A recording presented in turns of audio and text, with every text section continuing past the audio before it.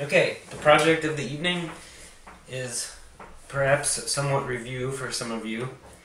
I think I read a long time ago on Slashdot or something that you could take these optical mice apart and use the sensors in them as cameras. It turns out that every optical mouse works by using this, basically it's a small camera inside the mouse to detect the movement. And as it turns out, the sensor is really easy to read from. In fact, with just like a couple wires and a really basic Arduino program, you can actually dump the data that the sensor is picking up. So in other words, you can use this as a slow, like 10 frames per second maximum camera. So anyway, this is just a cheap PS2 Logitech mouse, and the board is so simple that this one doesn't even have any surface mount components, well, except on the back. Here, let me get a little bit closer so that you can actually see the chip. Okay, so the chip that lies at the guts of this optical mouse is the Avago Technologies ADNS 2610, as you can see in the top right hand corner. Not all mice have Avago chips, but many of them do. I've seen a couple that are different model numbers and they're different sizes, and for the most part they're functionally similar. It turns out that that chip handles almost all of the functionality of the optical mouse all on its own. All it really does is tell the microprocessor here, I moved a little bit to the left, I moved a little bit to the right. But the magic is that for diagnostic purposes or whatever else, it has a very primitive serial port that we can use to get some data off of that chip. Like, how confident is the little optical sensor that it's tracking the mouse pad correctly? Or what exactly is the last frame that it just took, which is what we are going to be using tonight. So the pins in the bottom left-hand corner, those two, those are the serial port pins. One of them is clock and one of them is data, and that's what we're going to use to communicate with an Arduino.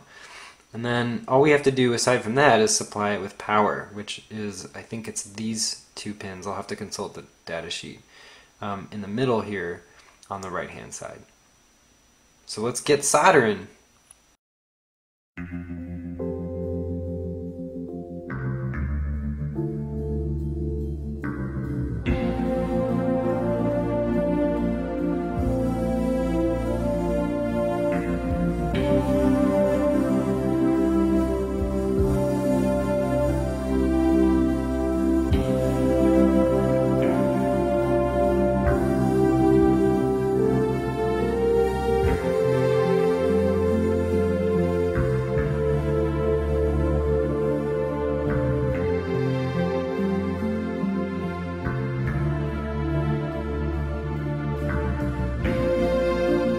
Here is our finished product, more or less.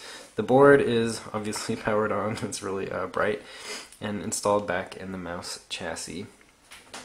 And then the next step was writing an Arduino driver, which I will, I don't know if I can really describe it, but it turns out it's not that hard, that communicates via the sensor over that serial port that we mentioned.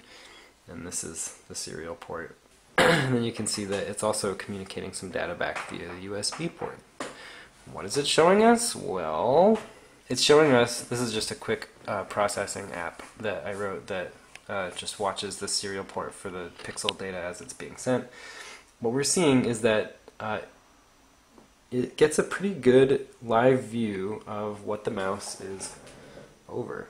So if we move the mouse, you can see that, lo and behold, yes, it does change on the screen.